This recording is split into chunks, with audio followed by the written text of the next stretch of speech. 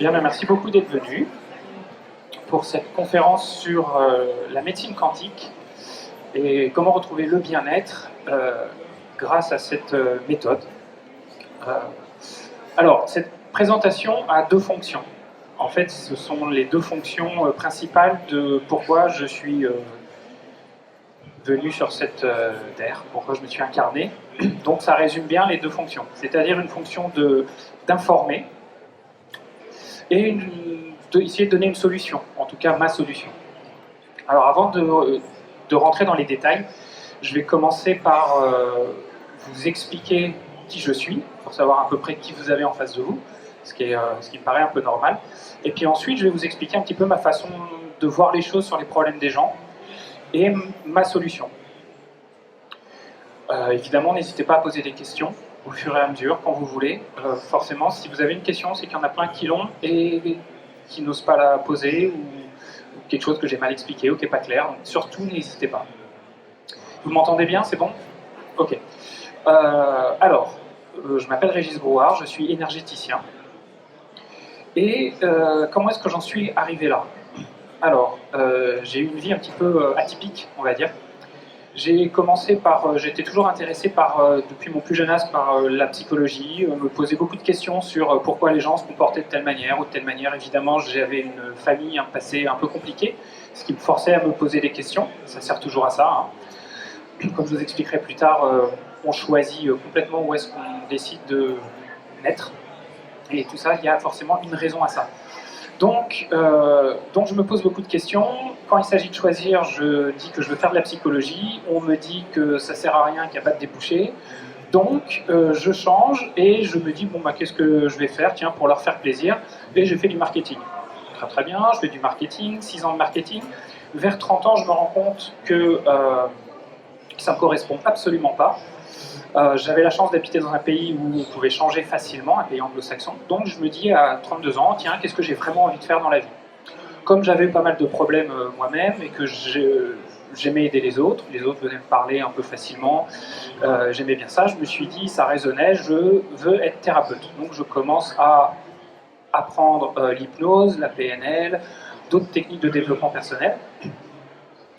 Et alors, c'était bien, ça répondait à certaines de mes questions, mais je sentais qu'il manquait quelque chose.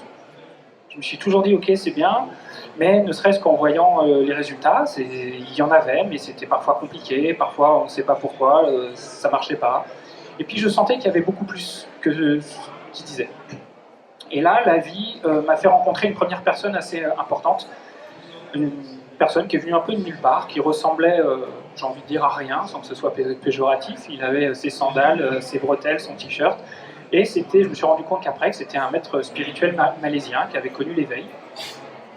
Et qui a commencé comme ça à m'enseigner un petit peu le pourquoi de la vie, l'énergie, pourquoi on est là, voilà. Donc je me souviens des heures passées dans des bars, des restaurants, à juste parler. Et là, il commençait un peu à répondre à mes questions. Vers 1 ou 2 années après, il me transmet une capacité. Il était canal aussi, donc il avait une communication avec l'au-delà. Et il me transmet une capacité, alors je vous la fais très courte, hein, parce que j'ai pas, voilà, c'est pas... je résume fortement. Il me transmet une capacité avec laquelle j'ai travaillé pendant un petit moment, que j'ai toujours, qui me permet, lorsqu'une personne ressent un stress, une émotion négative, lorsqu'elle pense à un événement de sa vie, ou lorsqu'elle pense à une croyance qu'elle a, de me caler sur ce stress et de l'enlever. De façon à ce que juste après, la personne puisse se remettre dans l'événement, se remettre dans la croyance, sans qu'elle ressente aucun mal-être. Donc j'aidais des gens qui avaient été violés, agressés, abandonnés, des croyances négatives, des dépressions, des angoisses, des gens qui étaient au Bataclan par exemple. Donc ça marchait bien. Donc il me transmet cette capacité. Je commence à travailler avec. Mais je sentais que c'était bien, mais il manquait encore quelque chose. Disons que fallait que les gens m'amènent la problématique, me disent voilà, j'ai vécu ça, j'ai ça comme croyance. Ça veut dire que tout ce dont ils n'ont pas conscience, évidemment, ils ne pouvaient pas me l'amener et j'y avais pas accès. Donc ça avait une efficacité, mais c'était quand même Voilà, c'était un peu bancal, j'étais un peu dépendant des résistances des gens et de leur niveau de conscience. Donc là, je décide de rentrer en France. Et donc ça, il y a à peu près 4 ans et demi. Et là, je rencontre une personne sur un salon, mon premier salon. Il y a 2 personnes en l'espace de très peu de temps, en l'espace de 2 jours, qui viennent me voir et qui me disent vous êtes guérisseur, vous êtes médium, vous ne le savez pas. Alors comme je sais un peu comment ça fonctionne, quand il y a 2 personnes en 2 jours qui viennent de nulle part et qui vous disent ça, je me dis il se passe quelque chose. Et là, je rencontre, quelques jours après, comme par hasard, je rencontre une énergéticienne. Et je lui pose la question, je lui dis voilà, je viens la voir. Alors, ce qu'il faut se dire, c'est qu'à l'époque, je pensais que j'avais résolu quand même beaucoup de mes problèmes.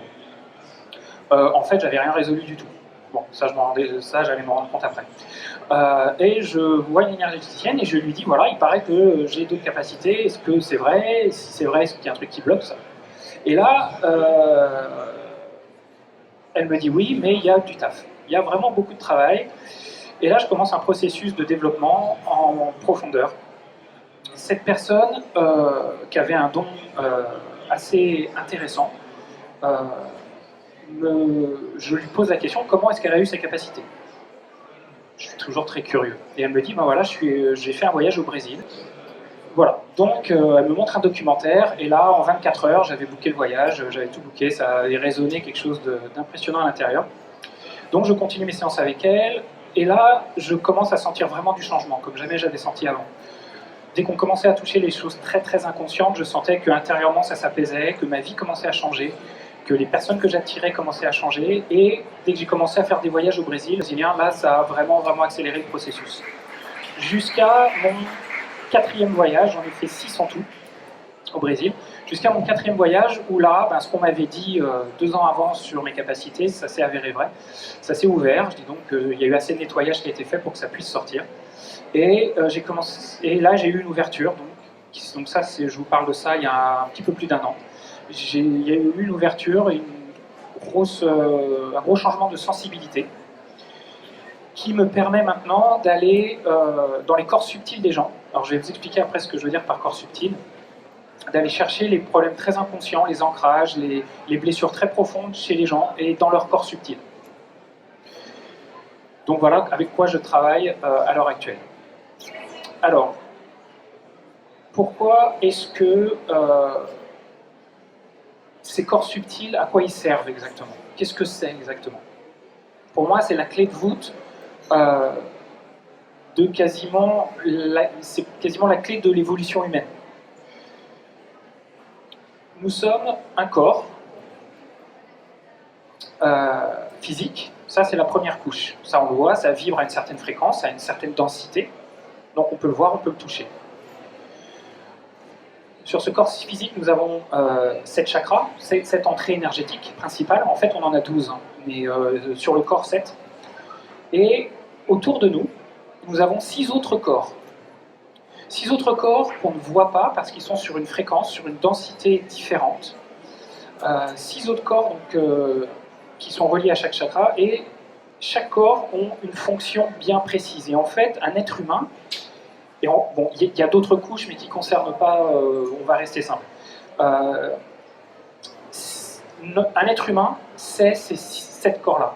C'est une globalité, c'est un écosystème où tout est imbriqué les uns dans les autres et tout est interdépendant les uns dans les autres. C'est-à-dire que toutes les sensations que nous ressentons dans notre corps physique sont une conséquence de tout ce qui se passe dans nos corps subtils, vulgairement appelé l'aura. C'est une chose qu'on a un peu tous. Alors, dans ces corps subtils, il y en a surtout 3 qui sont très importants. Alors, on a celui qui est tout proche de nous, c'est le corps éthérique. Alors, je vais très rapidement dessus, parce que c'est de l'information, mais ça, voilà, c'est intéressant, mais on ne va pas trop y passer de temps. Le corps éthérique, c'est la première couche, c'est surtout la couche de protection. C'est celle qui fait le lien avec des autres corps subtils et notre corps physique. La plupart des magnétiseurs traditionnels travaillent sur votre corps physique et la première couche, en général. Ensuite, il y a le corps émotionnel. Donc c'est là où sont emmagasinées toutes vos émotions. Tout ce qui est inconscient. Vous savez, parfois, quand vous croisez des gens et vous voyez qu'ils ont de la colère sur eux, ou ils ont l'air tristes, Ça veut dire qu'en fait, dans ce corps émotionnel, il y a énormément de choses qu'ils ont vécues avant et qui n'est pas digéré, qui est toujours là, et avec des émotions de colère qui sont toujours pas digérées. Donc tout est emmagasiné là, et en fait, comme je vous ai dit que tout était interdépendant, ça se voit, ça se sent physiquement et aussi bien au niveau de la perception. Donc tout notre corps émotionnel, toutes nos émotions, le corps mental. Donc le corps mental, c'est toutes nos pensées, nos croyances, nos mécanismes mentaux. Donc le corps mental est divisé en deux, ce qui a plus proche de la créativité, et il y a aussi le côté plus rationnel, cartésien. Ensuite, nous changeons de catégorie avec le corps causal.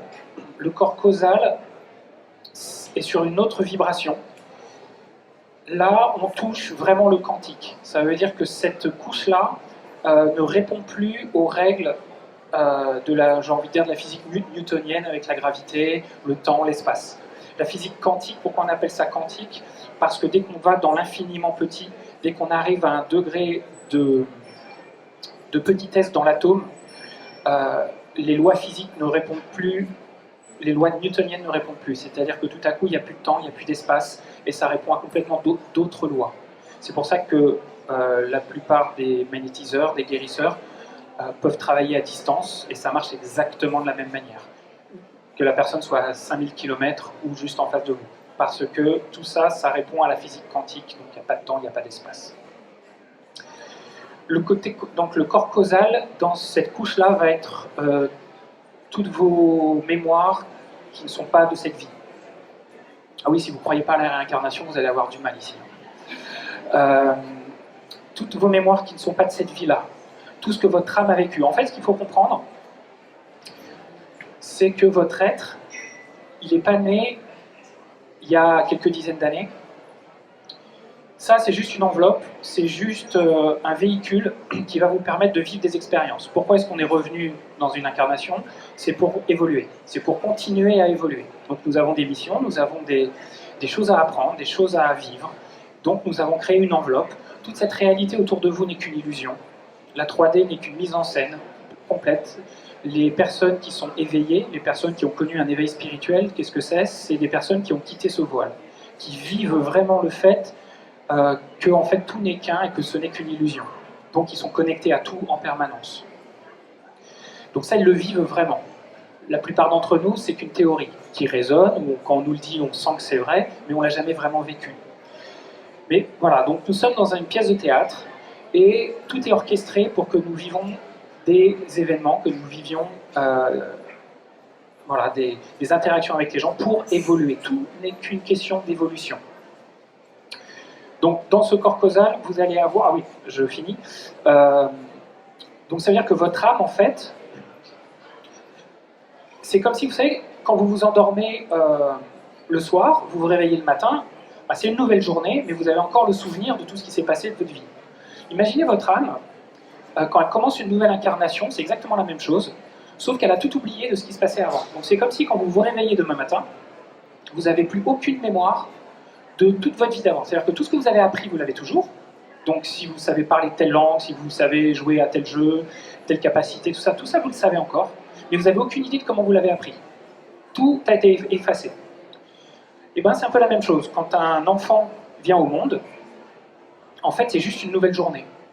L'âme, elle a vécu des centaines de vies, et elle a emmagasiné des expériences, elle a emmagasiné des traumas, des affinités, Et quand vous arrivez dans cette nouvelle incarnation, ben, vous avez forcément une mission de vie déjà, mais vous avez des choses... Voilà, vous êtes bon. C'est pour ça qu'il y a des gamins de 5 ans, vous les mettez en face d'un piano, ils n'ont jamais fait de piano, ils commencent à jouer. Pourquoi? Parce que l'âme, elle a le souvenir, peut-être que dans une vie d'avant, c'était un grand virtuose, et il y a une connexion qui est restée. Donc c'est pour ça que nous avons des affinités. Il y a certaines personnes qui vont dans des lieux, ils n'y sont jamais allés, ils connaissent le lieu par cœur. Je me souviens de l'histoire au Louvre. Le Louvre s'est servi d'une personne qui, sans jamais avoir pris de cours de peinture, savait exactement peindre comme Léonard de Vinci, exactement à l'identique, et grâce à lui, ils ont réussi à trouver comment avait été fait la Joconde. Quand il allait dans le village de Léonard de Vinci, il n'y avait jamais été, il connaissait toutes les rues, il savait comme s'il y avait vécu toute sa vie. Ça, c'est voilà, c'est juste qu'il y a une connexion très forte qui est restée. Donc, nous avons vécu énormément de vies passées, et la plupart de nos vies actuelles sont conditionnées par tout ce karma, par toutes ces vies antérieures. La plupart des relations que vous avez avec des gens, des relations avec un affect, qu'il soit positif ou négatif, je vous garantis qu'il y a un passé avec ces gens-là. Qu'il y a un passé ou positif ou négatif, il y a un truc à finir, il y a un truc à vivre. Et souvent, juste couper le lien suffit pour que la dynamique avec cette personne ou ces personnes s'arrête. Donc tout ça, c'est dans votre corps causal. Il y a aussi le côté transgénérationnel. Évidemment, quand vous venez au monde, votre famille, tout ce qu'ils ont vécu, se transmettent. Si vous avez des secrets de famille, par exemple, c'est extrêmement destructeur. Ça peut vraiment bloquer la vie d'une personne, juste un secret de famille. Voilà, donc et vous regardez, si jamais vous faites l'historique de votre famille, parfois vous allez voir qu'il y a eu l'arrière-arrière-grand-père a fait une faillite, le grand-père a fait une faillite, et par exemple, comme par hasard, ça continue. L'énergie est toujours là et se transmet à chaque fois. Donc il faut couper ça pour que ça arrête de se perpétuer. Donc, tout ça, c'est dans le corps causal. Les deux autres corps, on s'en soucie pas trop. La couche atmique et bouddhique, ce sont que des gens qui atteignent des niveaux spirituels très élevés, qui s'approchent de l'éveil spirituel. Ça, c'est des couches qui sont très proches du divin. Donc, ça concerne que très peu de gens. Alors, comme je vous ai dit, alors ce qu'il faut comprendre, c'est que le monde, comme je vous ai dit, c'est qu'une pièce de théâtre et ce n'est que de l'énergie. Ça, il faut vraiment comprendre ça, ce n'est que ça. Ça veut dire que vous avez un atome, tous les éléments sont composés comme ça. Il y a un atome et il y a des électrons qui tournent autour. Qu'est-ce qui fait qu'un élément est différent de l'autre? C'est le nombre d'électrons qu'il y a autour et à quelle distance. Voilà. Mais techniquement, c'est un peu la même chose.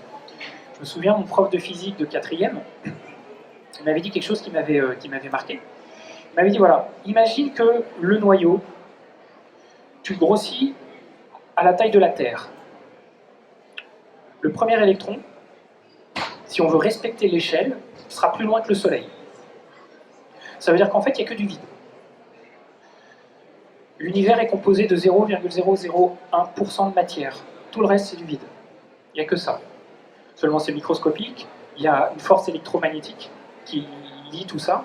Et tout ça, ça vibre. Si on va au plus profond de l'atome, qu'est-ce qu'on trouve? On trouve une vibration. Et ça ne fait que vibrer. Et tout vibre. Et tout vibre à des fréquences différentes. Donc, qu'est-ce qui fait qu'on ne peut pas passer à travers notre main, à travers une table, à travers ça? C'est que c'est juste une question de vibration. Donc une personne qui peut altérer sa vibration pour caler sa vibration sur un objet peut passer à travers l'objet. Si vous êtes familier avec les guérisseurs philippins, qui guérissent les gens en mettant leurs mains dans le corps des gens et en enlevant leurs mains et il n'y a pas de cicatrice, c'est exactement ça. Et ça, c'est documenté, ils ont été testés, vous avez plein de documentaires sur YouTube, c'est très intéressant. Âme sensible, s'abstenir. Donc en fait, nous sommes que vibration, nous sommes qu'énergie, donc ça veut dire que comme il n'y a aucune séparation entre les choses, comme je vous dis que tout n'est que du vide, ça veut dire que nous sommes tous interconnectés les uns aux autres. Donc nous sommes un corps avec des corps subtils, et à l'intérieur de ces corps subtils sont emmagasinées toutes les informations que nous avons vécues, absolument tout depuis le début de notre âme, depuis la nuit des temps, j'ai envie de dire, quel que soit où que vous ayez vécu, que votre âme a vécu, c'est là. Et là, le côté intéressant commence. Je vous ai dit qu'on était là pour évoluer. Le seul but de notre présence ici, c'est d'évoluer. Évoluer, ça veut dire quoi? Ça veut dire vivre des leçons de vie, apprendre des nouvelles façons de voir les choses, lâcher des schémas, des anciens schémas.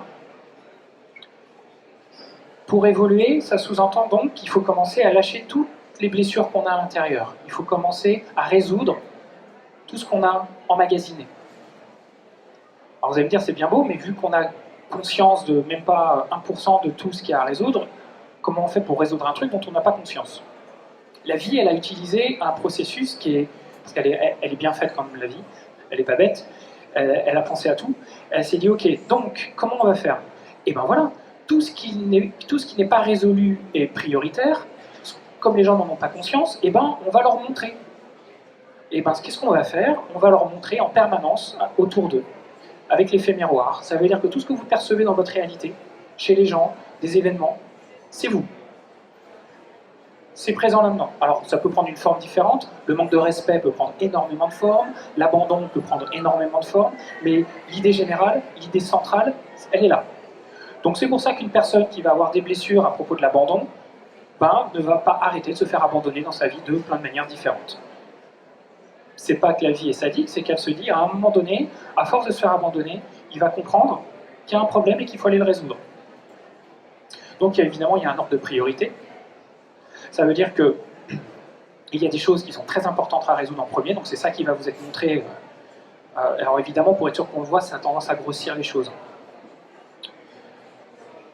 Et puis il y a des choses qui sont un peu moins prioritaires qui viendront après. C'est comme si ça venait par couche en fait.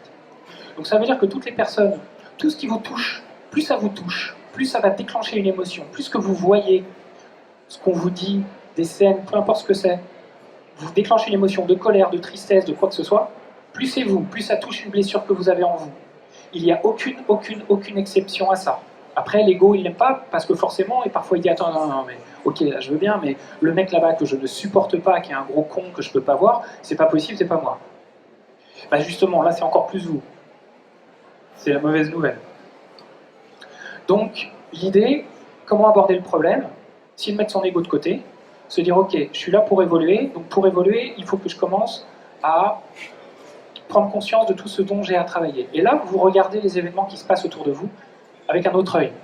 Quand quelque chose vous touche, vous dites, oh là là, ça m'a touché, donc au lieu de partir et de rentrer dans le conflit et rentrer dans l'émotion, prenez conscience que ça a touché quelque chose et qu'il faut prendre conscience de ce que c'est. Et là, essayez de noter ce que c'est. Déjà, en prenant conscience, ça va atténuer le processus. Ça ne va pas forcément le résoudre, ça pourrait, mais pas forcément. Mais en tout cas, ça va l'atténuer. Parce que la vie, elle fait en sorte de vous montrer très très gros. J'ai envie de dire, moins vous en avez conscience, et plus il faut vous montrer gros. C'est bon? Pas de questions jusque-là? D'accord. Je sais bien, je suis clair aujourd'hui. C'est cool. Donc ça, c'est très important. Ah oui, il y a une autre mauvaise nouvelle. Enfin, une bonne et une mauvaise. Je ne sais pas si vous avez remarqué, en ce moment, on a l'impression que tout le monde va de plus en plus mal. Ben, c'est pas qu'une impression. Mais pourquoi ça se passe? Nous vivons sur une planète qui est dans un système solaire. Ce système solaire, il est dans une galaxie. Jusqu'ici, tout va bien. Mais tout ça, ça bouge. Et il y a des lieux dans la galaxie qui ont des taux vibratoires différents. Tout n'est pas uniforme. Entre autres, le nuage galactique a un taux vibratoire particulier qui est beaucoup plus élevé que le reste. Et bien notre système solaire, ça fait à peu près 6-7 ans, qu'il commence à rentrer dans le nuage galactique. Et il va mettre 2000 ans pour le traverser. On appelle ça l'ère du Verseau. Donc l'ère du Verseau, qu'est-ce qu'elle va faire? Elle commence à augmenter le taux vibratoire, parce que comme notre système solaire rentre dans une vibration très élevée, ça impacte tout l'environnement. Donc ça se fait heureusement petit à petit. Donc le taux vibratoire de tout notre environnement est en train d'augmenter. Donc ça accélère les choses. Le problème avec ça, c'est que je vous ai dit qu'on est un corps avec plein de problèmes dedans. Plus on a des problèmes à l'intérieur, plus notre taux vibratoire est bas. Plus on est stressé, plus on est tendu, moins on vibre haut. Ça veut dire que si jamais on s'accroche à ces problèmes, et que tout augmente, que le taux vibratoire augmente, il va y avoir un différentiel très important et de plus important. Donc qu'est-ce qui va se passer? Plus la différence de taux vibratoire entre l'extérieur et l'intérieur va être importante, plus tout ce qui cause cette baisse de taux vibratoire à l'intérieur va vouloir sortir. Donc va remonter à la surface. Donc tous les problèmes, tous les trucs qu'on ne veut pas voir, qu'on veut enfouir, tout ça, ça commence à remonter et à être montré en surface. Donc là, vous avez deux possibilités. Vous avez soit vous continuez à résister, je ne dis pas que vous résistez, mais soit on continue à résister, on continue à ne pas vouloir voir, et là on va aller de plus en plus mal. Jusqu'à des maladies, ça peut aller très loin. La bonne nouvelle, c'est que si on veut bouger, si on se dit oh là là, ça va pas, ok, il faut faire quelque chose. Comme le taux vibratoire extérieur est de plus en plus élevé, ça permet à ce qu'on travaille sur soi et on soit de plus en plus efficace dans notre travail sur soi. Ça veut dire que un travail comme je fais, comme des énergéticiens font, il y a 20 ans, c'était très difficile à faire. Aller chercher des paquets de vie karmique d'un coup, c'était très très difficile à faire. Aujourd'hui, grâce à l'énergie ambiante, c'est possible de le faire de façon beaucoup plus simple. Il y a de plus en plus de gens qui développent des capacités comme la mienne. Parce que l'énergie permet à ce que ce soit, il n'y ait plus besoin d'être entre guillemets un extraterrestre pour avoir une capacité comme ça. Comme avant, il y avait des gens, il y a 30 ans, c'était une personne qui avait ça, mais sinon, c'était pas accessible. Maintenant, ça l'est, parce qu'on doit aller très très vite, on doit évoluer très vite. Petite parenthèse, je vous ai dit que toute votre vie n'est qu'un reflet de vous-même. Ça marche aussi pour une société. Une société n'est qu'une somme d'individus. Ça veut dire qu'une société se comporte d'une certaine manière, de la même manière dont chaque individu se comporte à l'intérieur. Je ne sais pas si vous avez remarqué la société actuelle, toutes les affaires de corruption, de dopage, de choses comme ça, qui sont en train de remonter à la surface. Tout ce qui était planqué il y a 30 ans, qui existait déjà, hein, c'est exactement la même chose. Seulement personne ne le voyait, et Et bien là, c'est en train de remonter. Toutes les semaines, il y a des trucs qui remontent dans tous les sens. Pourquoi? C'est exactement la même chose que ce qui se passe en nous, avec toutes nos zones d'ombre, tous les trucs qui sont en train de remonter. Donc vous pouvez aller très très vite en adressant le problème, ou vous pouvez commencer à en prendre plein la tête en résistant. C'est votre choix. Voilà, donc, donc maintenant on va aller un petit peu plus dans du concret. Je vous ai dit dans le corps mental. Alors si vous regardez, c'est un peu logique. Hein. Ça va du plus loin au plus proche. Ça veut dire quoi? Ça veut dire que au niveau mental, quand vous avez des croyances, j'y arriverai pas, je pourrai jamais faire ça, je suis nul, ça c'est une croyance, c'est un processus mental qui a été probablement causé par des événements. Donc des événements, c'est sur le corps causal, qui vous font croire ça. Donc quand vous croyez ça, vous commencez à avoir une émotion de tristesse, de colère. Donc là, vous regardez, on se rapproche de plus en plus du corps humain. Une émotion, et cette émotion, si elle est très forte, hop, on commence à le ressentir dans le corps. Donc en fait, ça va toujours de l'extérieur vers l'intérieur. Si vous voulez éviter d'avoir des problèmes de santé, prenez le problème quand il est le plus loin possible du corps. Comme ça, ça va éviter, et pour moi, je pense sincèrement que la plus grande partie des problèmes de santé démarrent de toutes les manières au niveau causal, le plus loin possible du corps. Après, le corps, il matérialise de la résistance ou le stress de plein de façons différentes. Il y a 3 façons d'évoluer. Il y a la maladie, l'expérience ou la thérapie. La thérapie, ça prend le problème avant que ça sorte, ou alors ça prend le problème quand ça vient juste de sortir. Parfois, juste vivre une expérience suffit d'évoluer. On vit la chose, on apprend de cette chose-là et ça suffit d'évoluer. Et parfois, si on résiste et si on ne veut pas et si notre ego verrouille tout, et ben ça sort la plupart du temps sous forme de stress, de maladie, en tout genre. Voilà. Donc, vous avez... je vais m'attarder un tout petit peu sur les croyances, comme ça vous allez comprendre un petit peu comment ça fonctionne. J'ai donné des cas un peu généraux. Prenons l'exemple d'une dépression. Une dépression, c'est quoi? C'est de la tristesse. Donc la dépression, ça vient principalement... il y a beaucoup de culpabilité en général. J'aurais pas dû faire ça, j'aurais pas dû lui dire ça, j'aurais pas dû quitter mon boulot, j'aurais pas dû faire ça. Et ensuite, donc ça, il y a de la tristesse, donc c'est une croyance. À chaque fois, c'est une croyance. Dès qu'on pense que j'aurais pas dû faire ça, ou je crois que je suis nul, je crois que je suis incapable, que ma vie est un échec, que j'y arriverai jamais à rien. Tout ça, évidemment, si vous avez ça, vous aurez beaucoup de tristesse. Parfois, c'est aussi simple que ça. Hein. J'ai aidé des gens avec des dépressions, c'était juste une croyance qui suffit pour les mettre au lit pendant 6 mois. J'ai raté ma vie. Juste ça. Parfois, c'est pas parce que les symptômes sont énormes que forcément il faut aller chercher midi à 14h pour dire oh là là, ça doit être incroyable. Parfois, c'est un grain de sable qui bloque toute la machine. Donc la dépression, alors comment ça peut se passer avec ce schéma-là? Donc là, c'est une croyance qui crée une émotion, mais si ça se trouve, pour qu'une personne ait une problématique de penser qu'elle a raté sa vie, c'est peut-être qu'au niveau karmique, elle a vécu pas mal de vies où justement, elle a vécu des faillites, elle a vécu des échecs, et en fait, c'est toujours engrammé en elle, et il y a toujours cette tristesse latente qu'elle a ramenée de d'autres vies d'avant. La colère. Donc, on va commencer avec la peur. Alors la peur, c'est important, on n'a jamais peur de quelque chose, on a peur de ses conséquences. On n'a pas peur de prendre l'avion, on a peur que si on prend l'avion, il s'écrase. Mais même là, on peut aller plus loin. On n'a pas peur que l'avion s'écrase, on a peur que s'il s'écrase, on meurt. Mais il y a plein de gens qui n'ont pas peur de la mort. Ça veut dire qu'une personne qui va avoir peur de la mort, il va y avoir encore une dernière étape. Si je meurs, donc en général, c'est je ne verrai pas mes enfants grandir, je ne finirai pas ce que j'ai à faire ici, je vais souffrir, voilà. Il peut y avoir d'autres choses. Il faut toujours adresser, évidemment, aller le plus loin possible et le plus profondément possible pour avoir la racine du problème. Sinon, on traite que les symptômes et à un moment donné, ça revient. Donc, l'anxiété, c'est une peur du futur. Je vais faire faillite ou si je continue comme ça, je vais finir seul. Donc, ça peut être, alors parfois, l'anxiété peut être un mix avec de la tristesse. Donc, énormément de nos émotions, nos états émotionnels, sont un mix de croyances. Donc, parce que techniquement, qu'est-ce qui fait qu'on appréhende la vie de telle ou telle manière? Ça dépend de sous quel angle on la regarde. une personne qui va... Et ça dépend de ce qu'on appelle notre niveau de conscience. Il y a des gens qui, pour eux, ils sont persuadés que la vie, c'est avoir un maximum de pouvoir, faire un maximum d'argent et être le meilleur partout en écrasant tout le monde. Bon, ben voilà, donc ils ont un système de croyances qui date probablement de leur éducation, de leur enfance, le milieu dans lequel ils ont vécu, et aussi au niveau karmique, si ça a été des personnes qui étaient très vénales dans des vies d'avant, qui étaient très dans le matériel, ils n'en sont toujours pas sortis. Donc il faut continuer à travailler dessus. Donc ils ont une façon de voir les choses qui va être forcément très...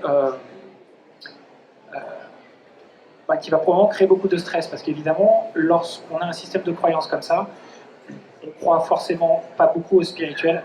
C'est un peu comme si, je me suis rendu compte, c'est un peu comme si on avait le mauvais mode d'emploi en fait. Essayez de réparer une télé quand elle ne va pas bien avec le mode d'emploi de la machine à laver. Forcément, vous allez commencer à paniquer, vous allez vous énerver, vous allez dire je comprends pas, j'ai ce problème-là, où est la réponse? C'est pas dans le mode d'emploi, forcément c'est pas le bon.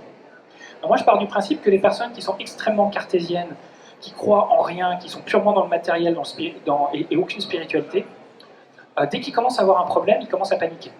Ils se disent mais d'où est-ce que ça vient? D'où vient cette anxiété? D'où vient cette dépression? C'est pas normal. Et là, bon, ils prennent des médocs, mais ça ne règle pas grand-chose. Parce que dans leur mode d'emploi, il n'y a pas les réponses.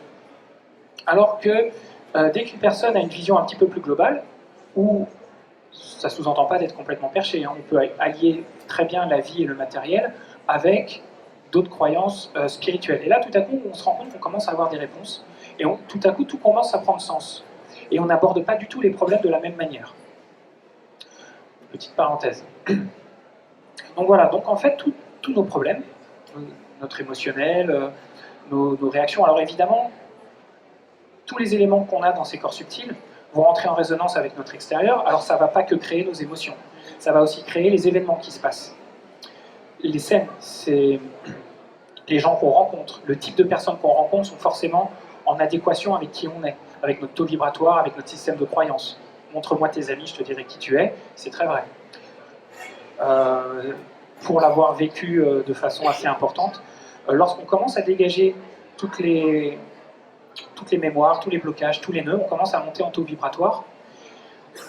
Et si on a commencé à être dans un environnement qui n'était pas du tout connecté à ça, notre taux vibratoire commençant à monter, le niveau de conscience commençant à changer, tout à coup on n'est plus du tout en adéquation avec notre environnement.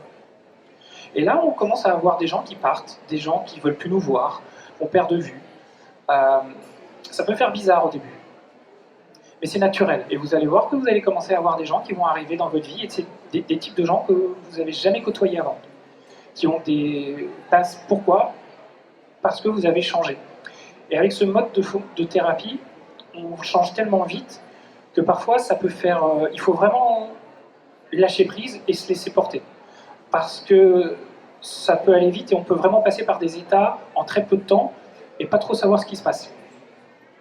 L'avantage, c'est que, évidemment, lorsque je dis ça à une personne qui a des problèmes, qui a encore des blessures de solitude, d'abandon, et on lui fait miroiter, oh là là, plus tu vas travailler sur toi, et plus tu risques de te retrouver seul, parce que techniquement c'est ça, c'est-à-dire qu'il y aura moins de monde autour, la personne elle va commencer à flipper, oh là là, non, non, je veux pas. Mais le truc, c'est que, évidemment, si on commence à travailler sur soi, on va adresser ces problèmes de solitude, d'abandon et tout ça, et tout à coup, eh ben, on n'en aura rien à faire. On sera bien tout seul, et on n'aura besoin de rien autour de soi pour se sentir bien. Donc, toujours pas de questions? C'est bon. Ok, super. Alors, donc je vous ai dit donc que votre vie n'est qu'une résonance de vous-même, c'est-à-dire les événements qui se passent, le métier que vous faites. Si jamais vous avez des gens dans la rue qui vous insultent en venant de nulle part, ben c'est qu'il y a un truc avec la colère en vous et que ça fait résonance avec ça. Des personnes qui, ça fait des années, ça fait 10 ans, qui sont célibataires et ils n'arrivent pas à trouver, ben c'est qu'il y a un blocage à ce niveau-là. Donc avec le père ou la mère, avec le problème d'être en couple, une personne qui n'arrive pas à avoir d'enfant alors qu'a priori tout va bien. J'ai eu un cas où c'était une personne, ben, pendant une dizaine de vies avant, son âme est décédée en accouchant. Donc évidemment, elle va revenir dans cette vie-là et elle va dire « Attends, moi pendant 10 vies, je me suis fait carotter quand j'ai accouché, ça ne va pas recommencer. » Donc évidemment, clac, elle bloque le truc. Et c'est aussi simple que ça parfois. Pourquoi est-ce qu'il y a beaucoup de gens... il y a beaucoup de personnes qui ont des capacités mais qui ont très très peur de s'y retoucher, de s'y reconnecter, Parce que, évidemment, il y a 3, 400 ans, 600 ans, une personne qui avait des capacités, elle finissait où? Sur un barbecue. Eh oui. Donc forcément, une fois que l'âme, elle l'a fait une dizaine de fois, elle se dit, attends, même si les temps ont changé, depuis très peu de temps, et ben elle se dit, attends, non, non, moi, je vais pas y retourner. Donc tout ça, c'est des nœuds, c'est des mémoires à dégager pour se reconnecter à sa vraie nature, en fait. L'idée, c'est quoi? C'est de dégager tout ça, tous ces nœuds, toutes ces mémoires, pour commencer à... En fait, la clé, c'est quoi? C'est d'ouvrir le cœur. Tout vient du cœur. Le cœur est l'organe principal. Il émet une énergie, je crois, qui est 1000 fois plus puissante que tous les autres organes. Le cœur irradie à plusieurs dizaines de mètres. Quand vous êtes tous familiers avec mes ramas, j'imagine, ou beaucoup, ce sont des gens qui ont un cœur tellement ouvert, quand vous entrez dans la pièce, vous sentez qu'il se passe quelque chose. Ça, c'est juste la puissance du cœur, c'est quand il y a un niveau de conscience très élevé, quand il n'y a pas de blessure. Donc le corps est une pile énergétique extrêmement puissante. Et tout le monde a, sans exception. Seulement, nous avons tout un historique où tout ça c'est enfoui, c'est sous des amas de peur, de contrôle, et ça sort pas. Mais la lumière, elle est là, chez tout le monde. Même le mec, le djihadiste au fin fond, avec la plus grande haine, il a cette lumière, il l'a. Seulement, elle est plus... voilà, pour y accéder, il y a un peu plus de taf. Bon. Mais de toute façon, au niveau des incarnations, à un moment donné, tout le monde va arriver. Tout le monde va y arriver, ça prendra plus ou moins de temps, mais votre âme, chez tout le monde, elle va vivre l'illumination, elle va vivre l'éveil à un moment donné. Alors, comment je fonctionne? Alors, je vous ai dit, j'ai une sensibilité qui a changé depuis une année. Alors, votre mental ne va pas être hyper content avec ce que je vais dire. Parce que moi-même, j'ai pas vraiment d'idée précise de ce qui se passe vraiment. Les gens disent, ah mais qu'est-ce que vous voyez, qu'est-ce qui se passe, comment ils veulent avoir un schéma.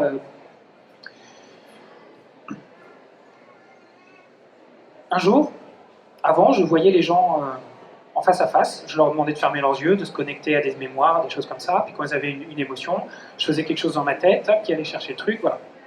Et puis en revenant d'un de mes voyages au Brésil, je faisais le même protocole, et là tout à coup, quand la personne avait ses yeux fermés et faisait son truc, j'ai mes mains qui se sont mises à bouger. Bon, ça m'a pas fait flipper parce que je savais que mon amie énergéticienne, elle travaillait comme ça. Donc j'avais un petit passé, sinon c'est vrai qu'on peut se dire, oh là là, qu'est-ce qui se passe? Donc j'ai dit, ok, il se passe un truc, qu'est-ce qu'on fait? J'ai demandé à la personne d'ouvrir ses yeux, j'avais une table de massage, de la mettre sur la table de massage, de refermer ses yeux, et là je me mets à côté, et là je me dis, si ça bouge plus, qu'est-ce que je fais? Et hop, ça s'est remis à fonctionner, et là, c'est comme si quelque chose d'autre prenait possession de mon corps, d'une certaine manière. C'est comme si une partie de moi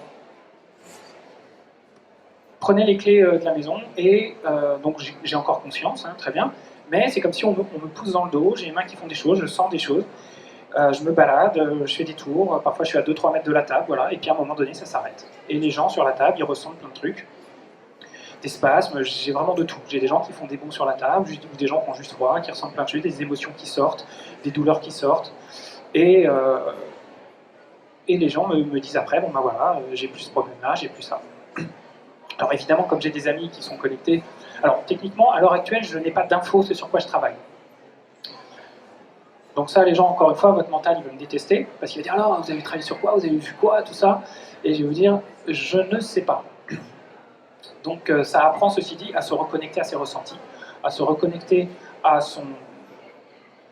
quitter le mental un petit peu, et à regarder sa vie, parce qu'en fait, comme je vous ai dit, votre vie ne ment pas. Votre vie n'est qu'un reflet de qui vous êtes. Vous voulez savoir où vous en êtes dans la vie? J'ai des gens qui viennent me voir et qui me disent, oh là là, j'ai vachement travaillé sur moi, j'ai vachement avancé. C'est pas moi de leur dire s'ils ont raison ou tort, je leur dis, regardez votre vie. Est-ce que vous avez du stress? Est-ce qu'il y a des gens qui se comportent pas comme vous voulez? Est-ce que vous avez du mal au niveau boulot, au niveau thérapie, au niveau relationnel, au niveau peu importe? Si oui, c'est qu'il y a des blocages, c'est qu'il y a du boulot encore. Aussi simple que ça. Donc comment ça se passe? Alors j'accélère un peu parce que j'ai plus que 10 minutes. Je suis toujours nul, moi, en gestion du temps. Les gens viennent me voir, ils m'énoncent le problème, j'ai pas besoin des détails. En fait, si vous venez, c'est que votre âme elle est venue chercher quelque chose. Là, par expérience, ça fait un moment que je fais ces conférences. J'ai des gens qui viennent me voir et qui viennent me dire, quand vous avez commencé à parler, j'ai senti un truc, je me suis mis à pleurer, j'avais des larmes aux yeux. C'est comme si là, vous savez que il se passe un truc. Votre mental, lui, il est connecté à rien du tout. Suivez votre fort intérieur. J'ai des gens qui viennent me voir pour j'ai ça, ça, ça, et en fait, il y a des trucs bien plus importants qui sortent. Alors, pour revenir où est-ce que j'en étais, comment est-ce que je sais qu'est-ce qui se passe vraiment? J'ai des amis connectés, quand je leur ai dit voilà ce qui se passe, ils ont regardé et ils m'ont fait un état des lieux. Voilà. Donc, quand plusieurs me disent la même chose, je pars du principe que c'est bon. Mais techniquement, moi, tout ce qui m'intéresse, c'est le résultat, peu importe ce qui se passe. Donc, les gens viennent, ils m'exposent leurs problèmes, je les mets sur la table, je leur demande de se connecter, de faire une demande intérieure qu'on les aide pour leurs problèmes. Et après, je laisse les clés du château à quelque chose d'autre, et ça fait le travail qu'il faut que ça fasse. Comment savoir s'il faut revenir ou si c'est fini? Ça dépend ce que vous voulez, ça dépend du problème. Évidemment, si une personne vient me voir pour une problématique d'abandon et de rejet et de mal-être général, une séance, ça ne va pas forcément suffire, parce qu'il y a des règles à respecter dans l'évolution. Il y a des nœuds qu'on peut accéder qu'une fois qu'on a résolu certaines choses. Ce qu'il faut vous dire, c'est que c'est quelque chose de très puissant énergétiquement. C'est comme vraiment une opération sur vos corps subtils. C'est aussi puissant qu'une opération sur votre corps physique.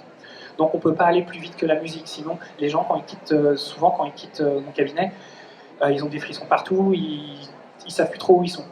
Donc c'est normal. Voilà.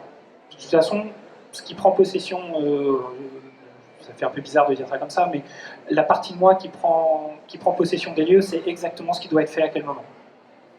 Et elle s'arrête au moment où votre corps ne peut pas aller plus loin, avant qu'il y ait une période d'intégration, que vous digériez ça et qu'on puisse revenir pour la deuxième couche. Donc, il y a une règle d'évolution. Évidemment, parfois, on ne peut pas avoir accès à certaines choses avant qu'on ait réglé certaines autres choses. Il y a certains blocages qui nous servent de motivation. Le manque de le besoin d'être valorisé peut être un moteur extraordinaire pour accomplir plein de choses dans sa vie. Donc l'âme, elle sait que si elle n'a pas accompli telle ou telle chose, il faut qu'elle garde ce moteur. Donc personne ne pourra y toucher avant que ce soit prêt. Dans certains cas, il y a aussi des choses que vous devez comprendre par vous-même avant que ça puisse lâcher. Donc certaines choses sont inconscientes et il y a des gens, ils vont pas bien du tout. Vous le voyez, tout le monde le voit, vous dites comment ça va, ils disent ça va, moi j'ai pas de problème, j'ai besoin de rien. Alors que vous voyez que c'est complètement déglingué. Bon, ça, c'est que les gens sont pas prêts. Donc tout le monde n'est pas prêt à aller jusqu'au bout du bout tout de suite. Il faut attendre un petit peu. Donc c'est un processus Alors il y a des gens qui viennent pour des problèmes, j'ai envie de dire, simples. Comme je vous ai dit, peur de l'avion, une dépression, parfois 1-2 séances, ça peut suffire. Et puis il y a des gens qui viennent plus pour un processus d'évolution. Ça veut dire qu'on fait une séance, on enlève une couche, là le corps se réajuste, la vie commence à changer autour, et elle commence à renvoyer la deuxième couche. Et là les gens viennent avec, là ça va mieux, mais par contre il y a ça qui est sorti, ça, hop, on enlève, et là on change le prisme petit à petit. Et là la vie commence à changer au fur et à mesure des prises de conscience, au fur et à mesure de tout ça. Donc après, il y a plusieurs façons d'aborder la méthode. C'est propre à chacun. Je dis rarement aux gens s'il faut qu'ils reviennent. Voilà, il faut le sentir, c'est votre évolution, c'est votre vie. J'essaie de vous laisser le pouvoir un maximum. C'est le meilleur moyen. Donc je travaille à distance, ça aussi. Donc comme je vous ai dit au début, ça marche exactement de la même manière. J'ai des gens qui ont pris rendez-vous à distance et puis ils m'appellent 3 jours après, non mais finalement je vais annuler parce que je pense qu'à distance, c'est pas... Je comprends, ça peut interpeller, mais c'est exactement pareil, parce que dans le quantique, il n'y a pas de temps, il n'y a pas d'espace. Vous avez entendu parler des barreurs de feu qui font ça sur photo, et ça marche exactement pareil. Donc il n'y a pas d'âge non plus. Tout ce dont j'ai besoin, c'est un corps humain. Qu'il ait 6 mois ou qu'il ait 95 ans, c'est la même chose. Sur quoi je travaille, j'ai envie de dire, je suis loin d'avoir tout essayé, donc pour moi, tous les problèmes des gens ont leur cause à l'intérieur, quelque part. Je fais ce qui peut être fait. Il y a des gens qui doivent garder leurs problèmes jusqu'à la fin de leur jour, parce qu'une personne qui a une maladie grave, parfois, peut-être que son âme a décidé d'expérimenter ça jusqu'à sa mort, parce que ça fait partie de son processus d'évolution. Donc là, personne ne pourra l'aider. On pourra peut-être atténuer la tristesse de la voir, la peur, tout ça, mais le symptôme, s'il doit rester dans une logique d'apprentissage, ça restera. Ça, il n'y a pas... Donc, voilà, moi, j'ai reçu un don, et je dis merci tous les jours, mais je m'en remets à ça et je laisse faire. J'oublie plein de trucs tout le temps.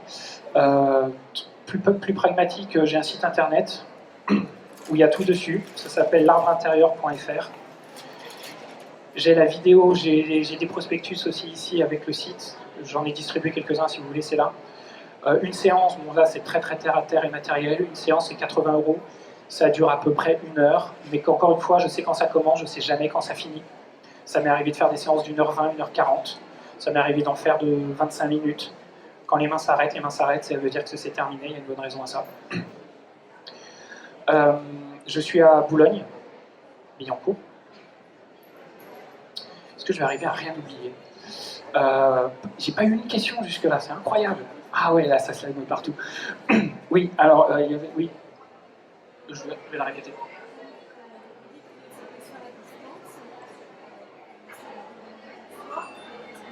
Merci. Alors, demandez pour quelqu'un. Évidemment, il y a beaucoup de gens, on a des proches qui vont mal, on a envie de les sauver. C'est normal, voilà.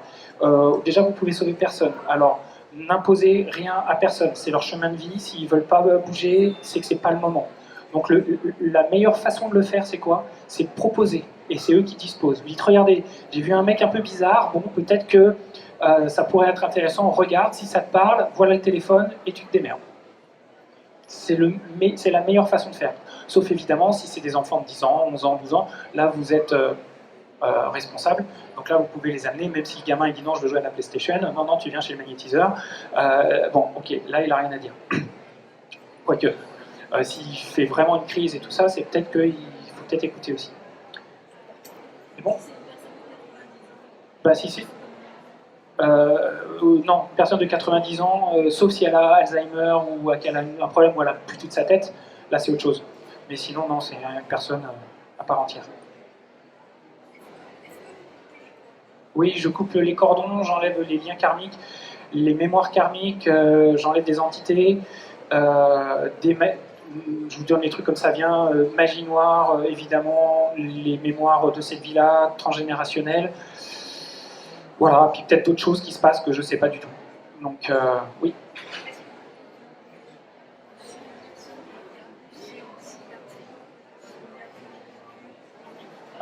Alors, est-ce que je peux... Ça, peu importe la forme que prend l'événement, c'est un événement. Aussi traumatique qu'il soit, ça reste une mémoire, ça reste un événement, ça reste quelque chose qui a été... Donc, oui, tout à fait. Ça, quel que soit le trauma qui a été vécu, ça reste un... C'est un nœud, c'est juste une mise en scène différente qui a été perçue d'une façon, mais c'est la même chose en fait.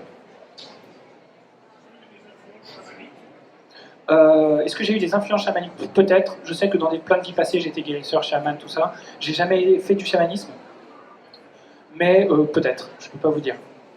Je sais que j'ai été piti. On m'a dit que j'avais été piti en Grèce. J'avais été druide, c'est une sorte de chaman. Voilà, enfin, plein de trucs, mais ça c'est pas. Est-ce que votre soin peut générer dans un premier temps une accentuation? Oui, merci, je dis toujours des trucs. Il y a une phase d'intégration après le soin. Votre corps a besoin d'un peu de temps pour reprendre ses esprits.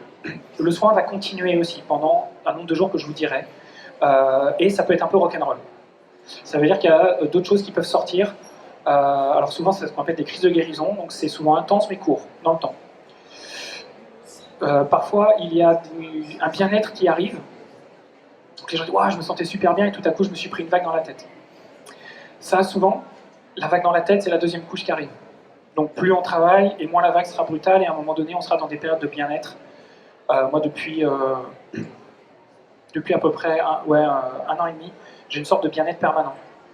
Donc ça, c'est arrivé à un moment donné, poum, quand il y a un truc à basculer, j'ai dû enlever suffisamment de blessures, et tout à coup, et même quand il y a un stress qui arrive, je sens le bien-être, la joie permanente qui est là tout le temps. Donc c'est super agréable. Ah, merci. Oui, c'est souvent des gens me le disent, comme ça fait 4-5 ans que je fais des conférences. J'ai des gens qui m'ont vu dans des conférences il y a 4-5 ans avant tout ça, et ils me disent souvent, vous n'êtes plus du tout le même, vous n'avez pas la même tête. Entre-temps, il y a eu le Brésil, il y a eu tout ça, mais le travail, il y a encore du boulot. C'est bon, alors voilà, il faut que j'arrête. Donc, merci beaucoup pour être venu. Alors, si vous avez des questions, je vais rester juste là. Oui, une dernière question rapide. J'ai pas de stand, cette année j'ai pas pris de stand, parce que c'est plus un supermarché qu'autre chose. Donc je suis juste venu faire une conférence. Voilà, je ferai 3 conférences au salon Zen en septembre. Mais sinon, je suis là et sur mon site, j'ai la conférence du salon Zen qui est en vidéo. Et peut-être celle-là, si elle sort pas mal, peut-être, on verra. Merci beaucoup et à bientôt.